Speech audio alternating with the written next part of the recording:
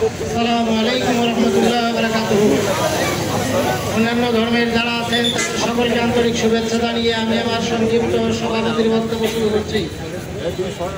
সংগ্রামী কুড়িগ্রামবাসী, আপনারা দেখতে পাচ্ছেন আজকে জামায়াত ইসলামীর ডাকে সারা দেশব্যাপী কর্মসূচির অংশ হিসাবে কুড়িগ্রামের আজকের মানববন্ধন জনসমুদ্রে পরিণত হয়েছে। এর মাধ্যমে প্রমাণিত হয়েছে বাংলাদেশ জামায়াত ইসলামীর দাবি আজকে গণদাবিতে পরিণত হয়েছে। আজকে এর সরকার, অন্তর্বর্তীকালীন সরকার যারা আছেন, সরকার প্রধান সহ যারা আছেন, সকলকে বলতে চাই, আপনারা জুলাই গণঅভ্যুত্থানের রক্তের উপরে দাঁড়িয়ে আপনারা শপথ দিয়েছেন। জুলাই গণবিপ্লবে যারা জীবন দিয়েছে তাদের রক্তের উপরে দাঁড়িয়ে আপনারা শপথ দিয়েছেন।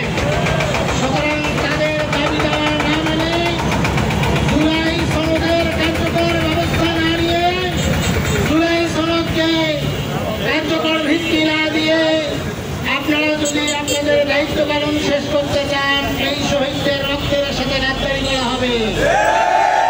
সেই কারণে জামায়াত ইসলামী পরিষ্কার জানিয়ে দিয়েছে, জুলাই সনদের ভিত্তি, আইনি ভিত্তি রচনা করার জন্য আগামী নভেম্বরের মধ্যে গণভোট দিয়ে এই সনদের ভিত্তি স্থাপন করতে হবে এবং এটা কার্যকরী করতে হবে। আমরা বলেছি পিআর পদ্ধতিতে নির্বাচন এদেশে হতেই হবে।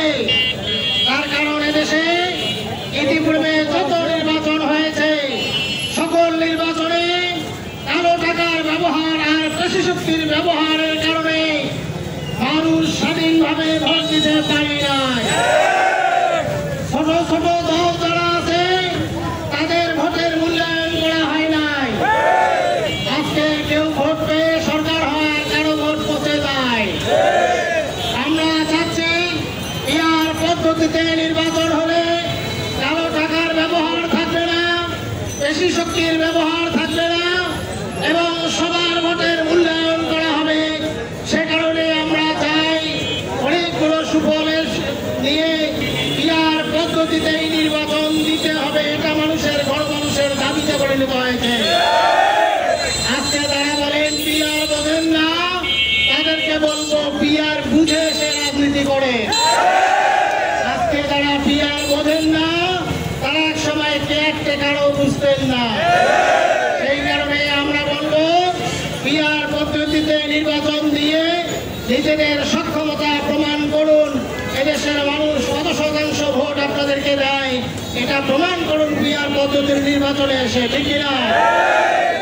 আপনাদের এতই জনপ্রিয়তা যদি থাকে তাহলে পিআর পদ্ধতিতে ভয় পান কেন? এটাই প্রশ্ন, ঠিক কিনা? সুতরাং সরকারের কাছে দাবি করবো, কোনো টালবাহানা করে লাভ হবে না। পিআর পদ্ধতি ছাড়া এদেশে নির্বাচন হতে দেওয়া হবে না। আজকে একটা দল প্রচার করছে আমরা এগুলো আন্দোলন করে নাকি নির্বাচন বানচালের ষড়যন্ত্র করছি।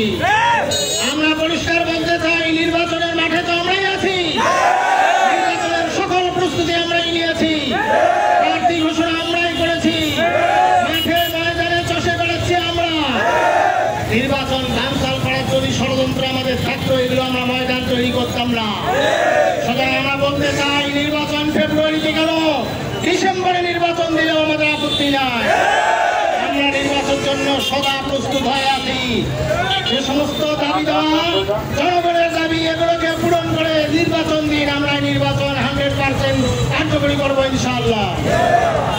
আমরা চেয়েছি ফ্যাসিস্টদের বিচার চেয়েছি আমরা। তার কারণ জুলাই গণঅভ্যুত্থানে যারা জীবন দিয়েছে এটা তাদের দাবি। আজকে তারা শহীদ পরিবার তারা তাকিয়ে আছে বিচারের দিকে, যারা আহত পঙ্গুত্ব বরণ করেছে তারা বিচারের দিকে তাকিয়ে আছে। এই জন্য এই বিচারকে দৃশ্যমান করার আগে নির্বাচন দেওয়ার ঠিক হবে না। আমরা এই জন্য বলেছি এই বিচারকে দৃশ্যমান করুন এবং মূল হোতা যারা তাদের বিচার অবশ্যই নির্বাচনের আগেই হতে হবে।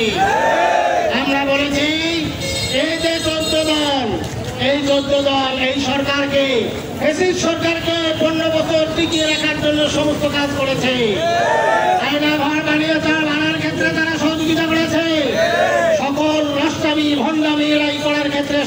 সহযোগিতা করেছে। সুতরাং আজকে শুধুমাত্র আওয়ামী লীগের বিচার হলে হবে না, আওয়ামী লীগের বিচারের সাথে 14 দলের বিচার, জাতীয় পার্টি সহ 14 দলের বিচারও হতে হবে। রাজনৈতিকভাবে নিষিদ্ধ ঘোষণা করতে হবে, এটা বাংলাদেশের মানুষের প্রাণের দাবি। আর আমরা বলেছি এরপরে 15 বছরে যেহেতু মানুষ কোনো ভোট দিতে পারে নাই, এবারের ভোট কোনো যেন কোনোভাবে ভোট হবে না, লেভেল প্লেইং ফিল্ড তৈরি করে সবার ভোটের অধিকার দিয়ে সবাইকে ভোটের প্রচারণায় সমতল ভূমি তৈরি করে তারপরে ভোটের ব্যবস্থা করুন। লেভেল প্লেইং ফিল্ড ছাড়া কেন কোনো নির্বাচন এবার হতে দেওয়া হবে না। তারা ভোটের বাক্স ছিনতাই করার ধান্দা আছেন, তারা ভোট কাটিয়ে নেওয়ার চিন্তায় আছেন, সিল মেরে নেওয়ার চিন্তায় আছেন। মনে রাখুন, বাংলাদেশে এরকম আর কোন নির্বাচন হতে দেওয়া হবে না। জনগণ প্রতিরোধ করে তোলা শিখেছে, সুতরাং আর কোন ধান্দাবাজি এগুলো আর চলবে না। শেষে বলতে চাই, বাংলাদেশের মানুষ, ওই শিক্ষিত মানুষগুলো এই মানুষকে পথ দেখিয়ে দিয়েছে। ডাকসু আর ডাকসুর মধ্য দিয়ে গোটা দেশের মানুষকে ওই শিক্ষিতদের শিক্ষিত মহল পথ দেখিয়ে দিয়েছে। এখন মানুষ হিন্দু মুসলিম ধর্ম বর্ণ নির্বিশেষে সবাই এখন ভালো মন্দ বোঝা শিখেছে। সেই কারণে ভালোটাকে গ্রহণ করে ডাকসুতে এবং ডাকসুতে তারা প্রমাণ করে দিয়েছে এখন বাংলাদেশে কারা এদেশকে গড়তে চায়, তারা সুশৃঙ্খল রাজনীতি করে, তারা আধুনিক রাজনীতি করতে চায়, তারা দিনদারি শেখে রাজনীতি করতে চায় এবং তারা দেশের কল্যাণ চায়। কল্যাণকামীতে কারা আছে এটা ডাকসু এবং ডাকসুতে প্রমাণ করে দিয়েছে ওখানকার ছাত্রছাত্রীরা।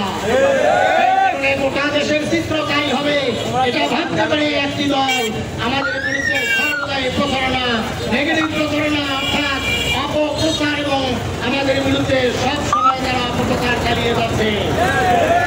আমরা বলতে চাই, অপপ্রচার চালিয়ে আর কোনো কাজ হবে না। বাংলাদেশ জামাত ইসলামী বাংলাদেশের মানুষের মনের কোঠায় স্থান করে নিতে পেরেছে। জামাত ইসলামের বিরুদ্ধে যত অপপ্রচার করবেন, জামাত ইসলামের মনোমর্যাদা অতই বাড়বে। ঠিক কিনা? মানুষের মনের কোঠায় তাদের জায়গা আরো বেশি স্থান করে নিতে পারবে ইনশাআল্লাহ। সুতরাং আমরা পরিষ্কার বলতে চাই, জামাত ইসলামী সম্পর্কে আপনাদের বক্তব্য দেওয়ার দরকার নাই। আপনারা নিজেদের কি তহবিল আছে, কি করেছেন সেটাকে আপনারা বলুন। জামাত সম্পর্কে আপনাদের যতই অপপ্রচার হবে আমরা ততই লাভবান হবো। ঠিক কিনা কথা? মানুষ এখন ভালো মন্দ সব বোঝে, এখন ফেসবুকের অপপ্রচারে মানুষের বিভ্রান্ত হয় না। আমি বলতে চাই, আজকে যারা আজকে এই আন্দোলন কেন্দ্রীয় সংগঠনের নির্দেশ ক্রমে যে আন্দোলনে আমরা আসছি, এই আন্দোলনে আজকে তারা শরীক হয়েছেন, তারা আজকে এই আন্দোলনে কষ্ট করে এসেছেন এবং বাংলাদেশের এই কুড়িগ্রাম জেলায় আজকে জনসমুদ্রে পরিণত হয়েছে। এই সমস্ত জনগণ যারা আজকের অংশগ্রহণ করেছেন সকলকে আন্তরিক মোবারকবাদ জানাচ্ছি। প্রশাসনের ভাইরা যারা দায়িত্ব পালন করছেন কষ্ট করে তাদেরকে আন্তরিক মোবারকবাদ জানাচ্ছি। আমার সাংবাদিক বন্ধুগণ যারা দায়িত্ব পালন করছেন কষ্ট করে তাদেরকে আমাদের এই কথাগুলো গোটা দেশবাসীকে প্রচার করে দেওয়ার জন্য আপনারা দায়িত্ব পালন করছেন, এজন্য আপনাদেরকে আন্তরিক শুভেচ্ছা মোবারকবাদ জানাচ্ছি। আমার সংগঠনের পক্ষ থেকে আমরা আপনাদেরকে শুভেচ্ছা জানাচ্ছি এবং সর্বোপরি আমার দায়িত্বশীল ভাইরা এবং যারা যেখানে আছেন পথচারীরা যারা আমাদের এই কর্মসূচির কারণে কষ্ট পেয়েছেন সকলকে আন্তরিক ধন্যবাদ এবং ক্ষমা সুন্দর দৃষ্টিতে দেখার জন্য।